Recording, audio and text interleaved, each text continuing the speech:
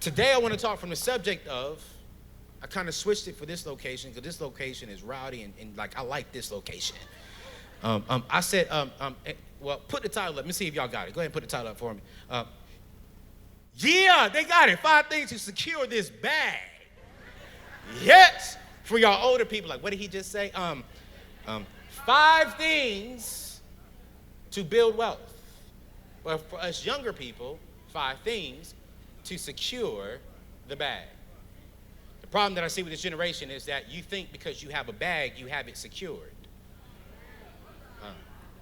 Just because you have some money in the account doesn't mean that you've secured the bag. When you look at the definition of secure, secure means that it is protected. And it is protected. When it is protected, that means it can go wherever and it's still there. Problem with this generation is you have a bag, but by the time you get to where you're going, you no longer have a bag. Studies have shown us that nearly 72% of us are living paycheck to paycheck. So we get the bag on Friday, but by Sunday, the bag is gone.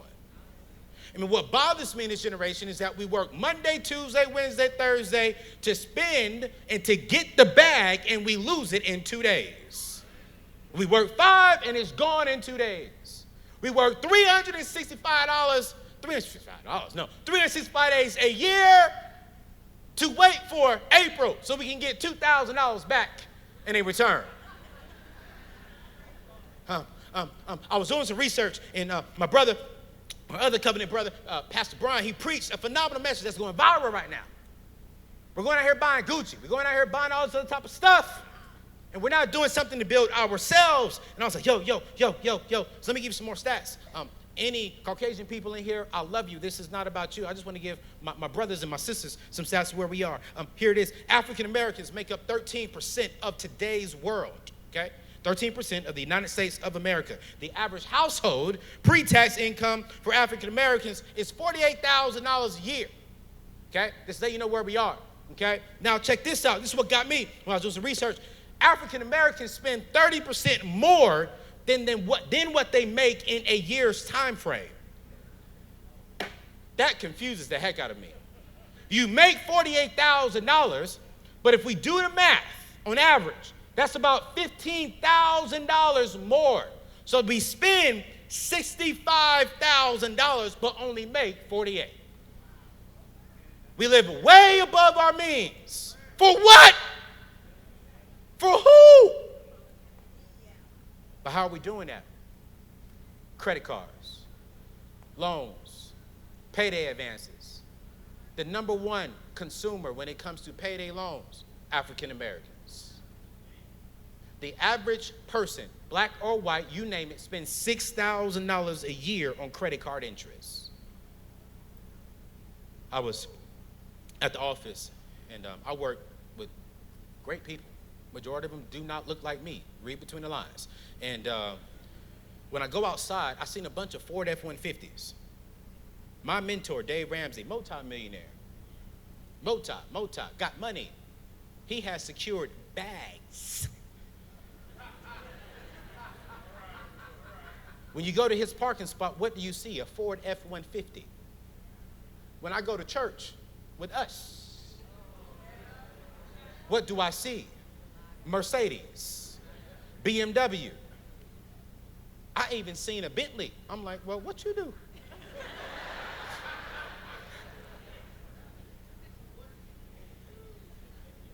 The average millionaire whose net worth is $1 million drives a Ford F-150. The average African American who makes between $40,000 and $60,000 a year, Mercedes, is the number one consumer.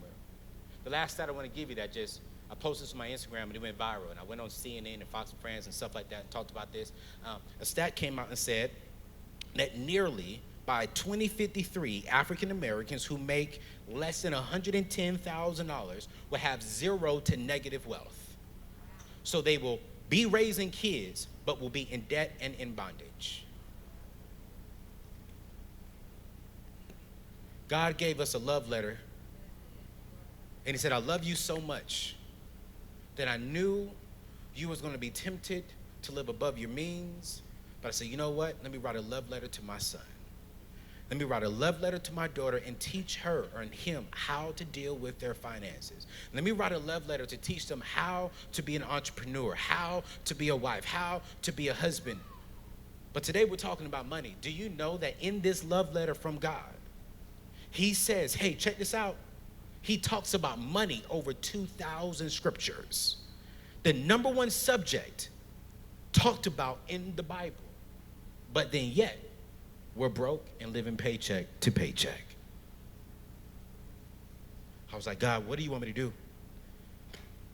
I was tired of living paycheck to paycheck. I was tired of going to my mom and my daddy. My mama, when I first got my apartment, my mama had to buy me my furniture. My mama? Not me. I'm 22, 21. My mama bought my furniture. I was like, God, I'm tired of living this lifestyle. I'm a grown man. Really, I was just a little boy in a grown man's body. I said, God, what is it I have to do to start changing, not just my future, but start preparing for whatever you have for me in the future so I can truly leave an inheritance to my children's children, so I can truly be a good husband to where the financial security is there. My wife doesn't have to worry about nothing. He said, cool, I'm glad you asked. Now you're asking the right question. What is the wisdom, son? And this is what he gave me. He gave me 5 things. I'm going to move through this very quickly. And so I ain't going to preach you. I'm going to give you some notes. I want you to write all 5 of these things down. And it's going to convict some of you all. I love you. You ain't got to like me, but you got to love me. Here's the very first wisdom, very first thing that God gave me. Very first thing. He said, have a vision. If you're going to build wealth, if you're going to really build wealth, you got to have a vision, okay? Up underneath having a vision, I want you to put this. Have a vision and have a budget, okay? Vision is for your life. Budget is for your money. The Bible says where there is no vision, that's where people perish. Y'all a Bible church, y'all know what's up. And so this is talking about real life. Where are you going? What do you want to do? How do you want to do it? How are you going to get there? But it's the same thing with your money. You got to have a vision for your money. People say, I just got paid on Friday. It's Tuesday. I don't know where it went. Well, it's because, did you have vision? Did you tell it what to do? Did you, you just thought it was just going to sit there and look good and be there forever. No. I don't mean nothing by this, ladies, when I say this, because I know my wife will have hair. I'm going to leave it right there.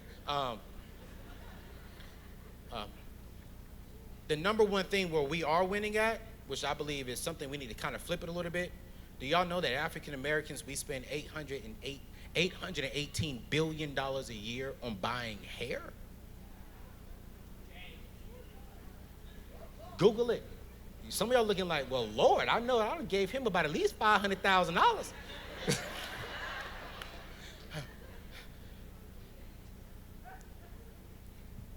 You got to have a budget for your money. If you're going to buy hair, just spend it on paper first.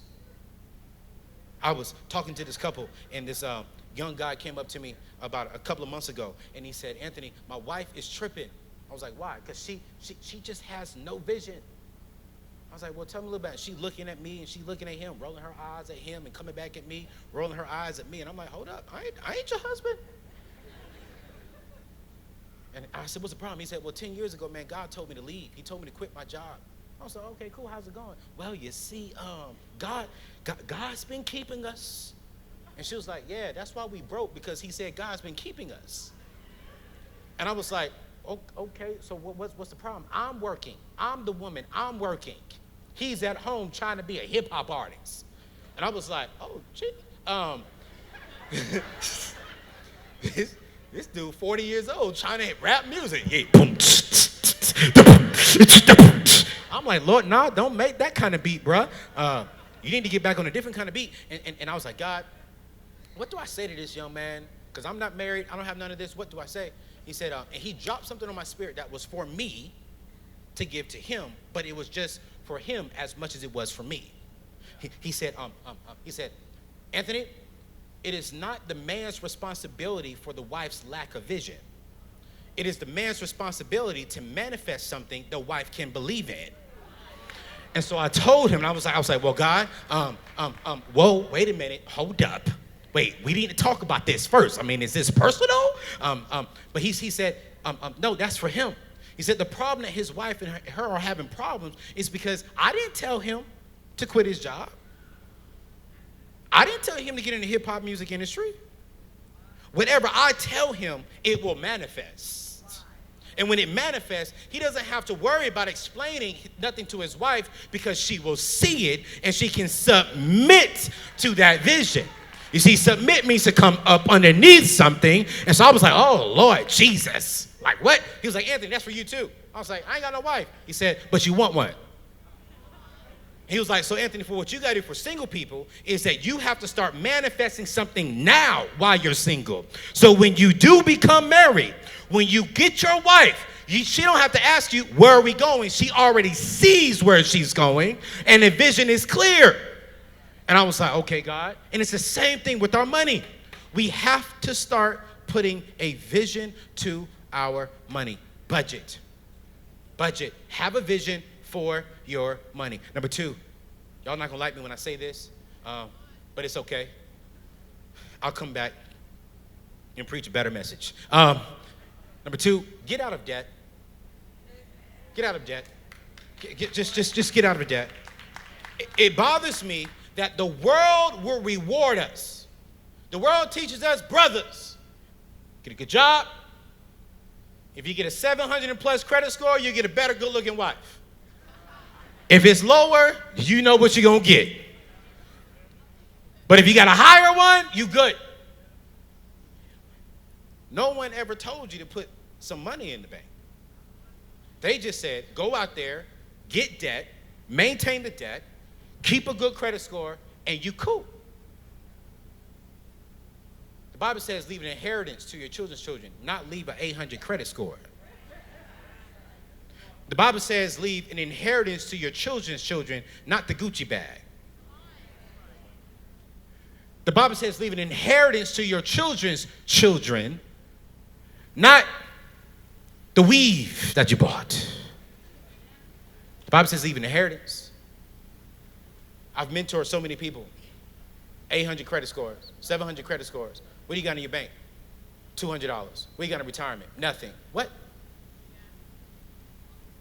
The Bible, y'all, I'm not saying if you have debt, I'm not saying if you are using debt that you're going to hell. That's not the case.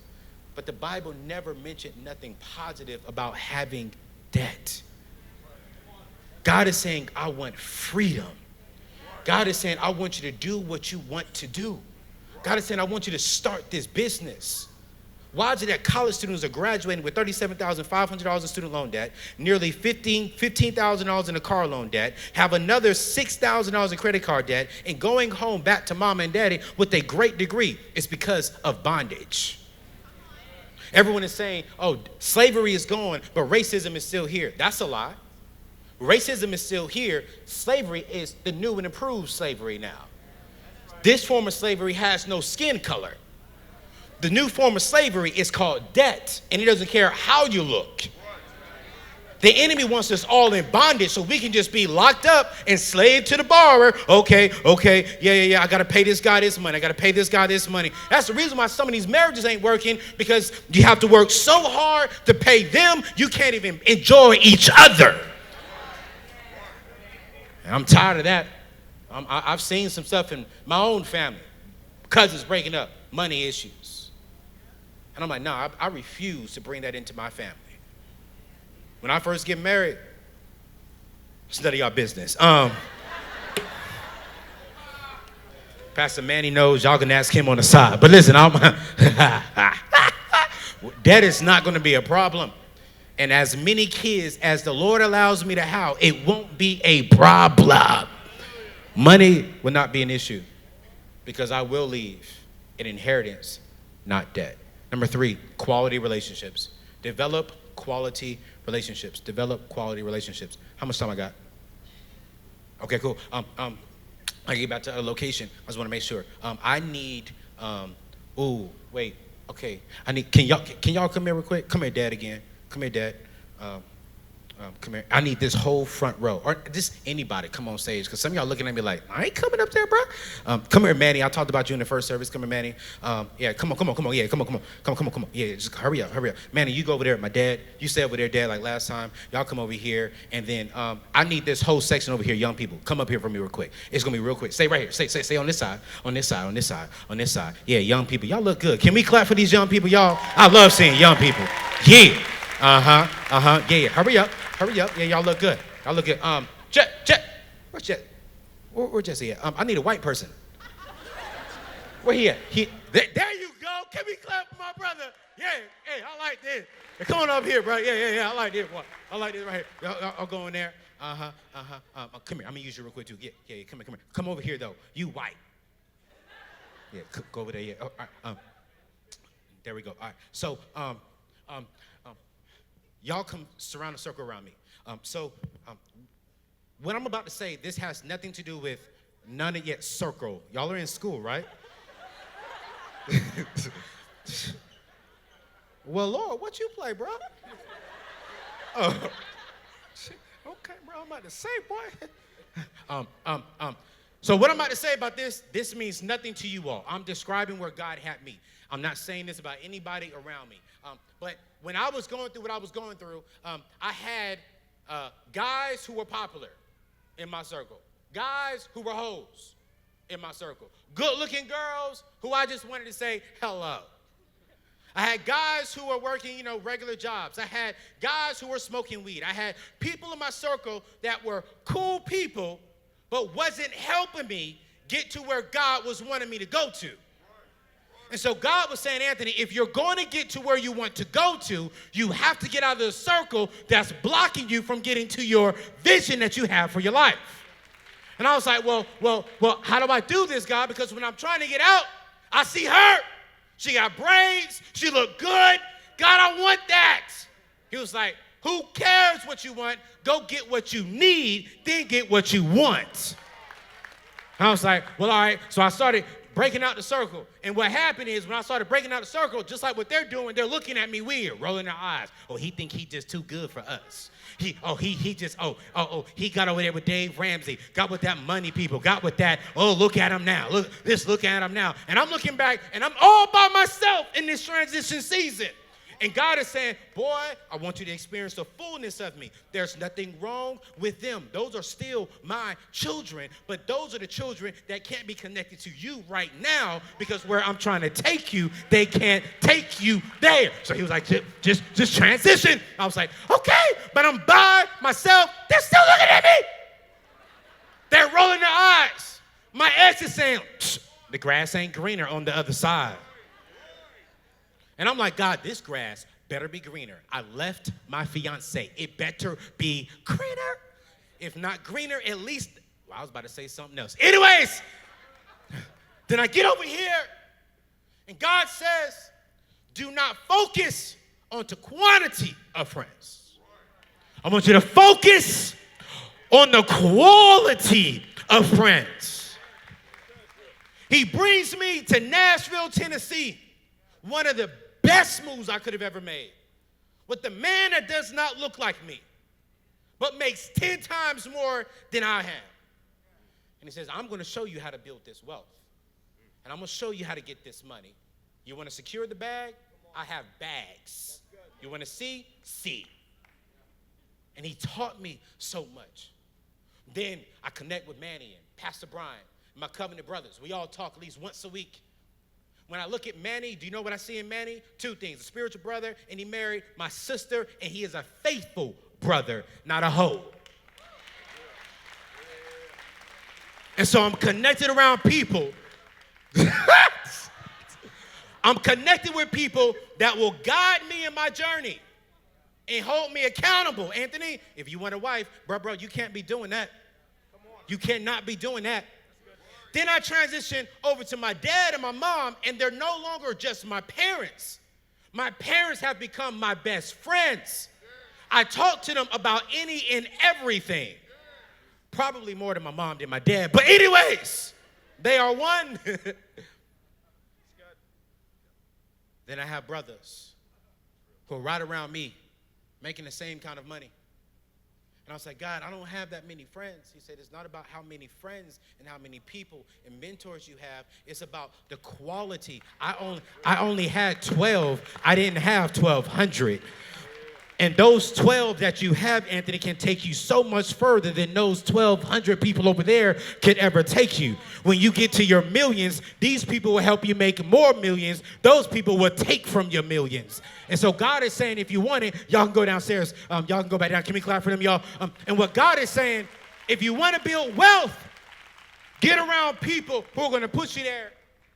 Number 4, save and invest. Save and invest. Save and invest. 62% of us in this room right now have nothing in our retirement account.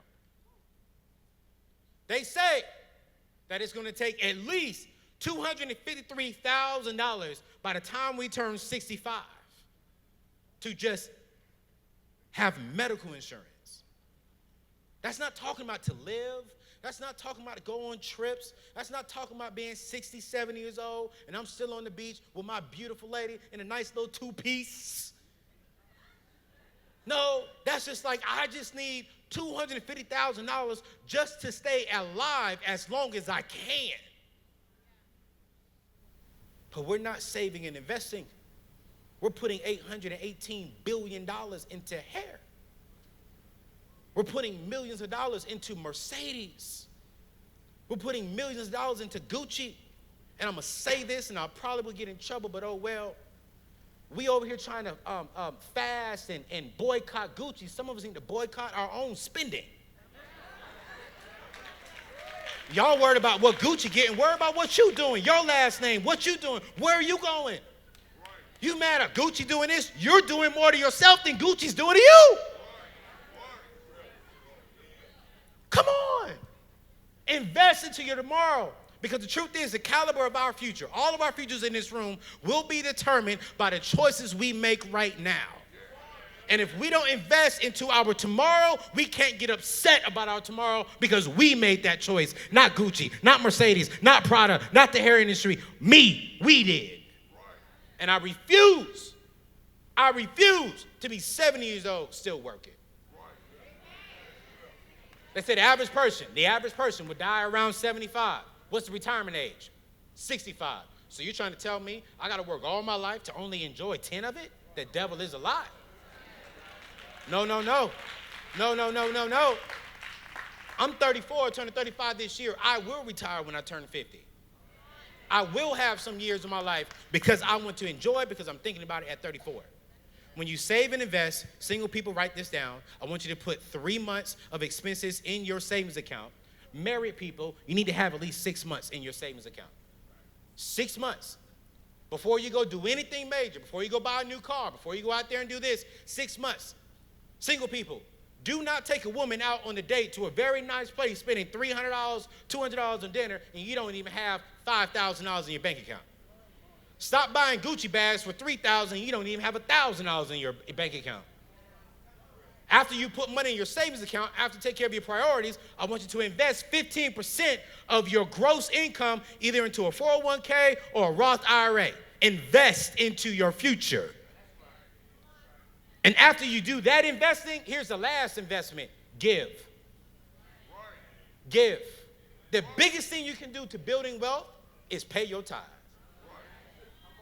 The biggest thing you can do to build wealth and have freedom and to experience the fullness of God is to be obedient to God. I'm pastoring. Mega church, 30,000 people. I got 5,000 people, 5,000 young people coming to my Sunday service every single weekend. I'm getting people saved.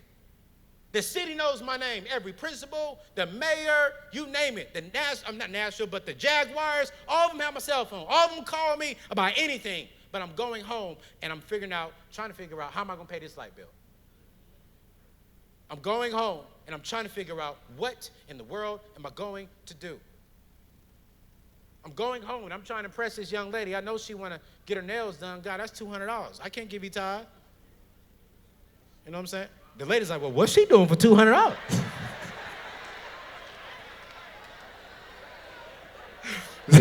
They were like, wait, hold on a minute. Is this something new I don't know about, bro?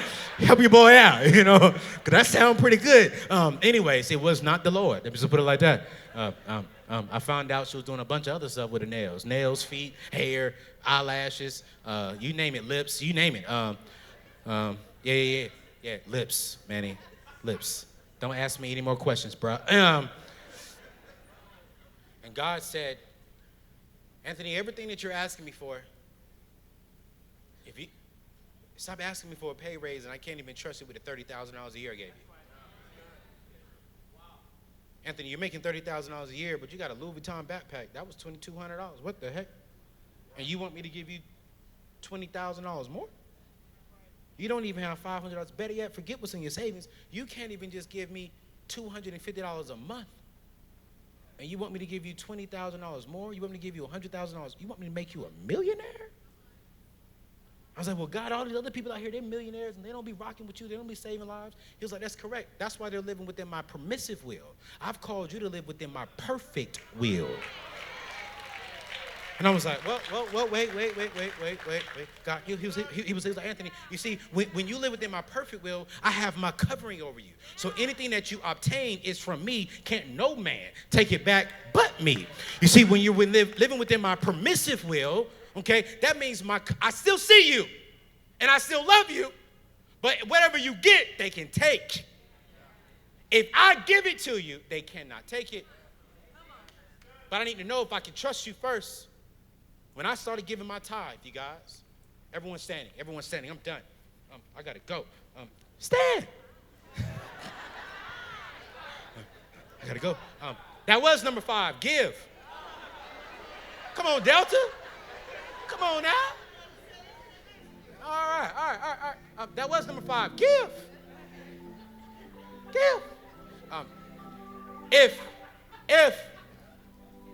And Pastor Manny, I need buckets, offering buckets up here. This is not a special offering. I'm not asking you to give a special offering. I'm asking you to be obedient. There are people in this room that I believe that are sometimes saying, you know what, I can't give my tithe because I got to do this. I got a hot day coming up. I got to get my hair done. I got a job interview coming up. I got to pay rent. I got to pay my light bills. And what God is saying, yo, I need you to just be obedient. I need you to give your tithe. And what you're stressing for right now, I can do that and then some. Stop stressing. And some of us are praying and asking for a miracle. God is saying you don't need a miracle. You just need to live below your means. And you need to listen to my love letter and just be obedient, because obedience brings rewards. Good decisions brings rewards. And so I was like, okay, God, I started giving my tithe. I'm making this little bit of money at the church, which is great. It was great money. I was living above my means. And God said, you know what? Cool. When I got to Dave Ramsey's office, it's none of your business what I make, but let's just say like this, I was making 5 times what I was making at the church. And my income continually goes up, and I think it's because God trusts me with what he's given me. And every time when the money hits my account, I automatically send 12% to the Lord. 10% for the tithe and offerings, 2% just because. Because I want God to know I'm not going to do just the bare minimum. Because I don't want you to give me the bare minimum. I want you to give me surplus. And so what I believe God is asking for you all, start with the bare minimum. Just give God what he said you have to give, and watch him open doors that you never thought he would open in the areas of your finances. So these buckets are up here. Whenever you want to. I don't care if you gave $100 last time. If your tithe is $200 and you only gave 50%, by the end of the service, don't leave without giving the rest of your tithe. You're going to be scared. You're going to be nervous. But God's going to say, you know what? I got you. Because you were obedient, I'm going to cover you. Trust him. Trust him to help you secure the bag. And when you secure the bag, you won't have any holes in your bag. God bless you all.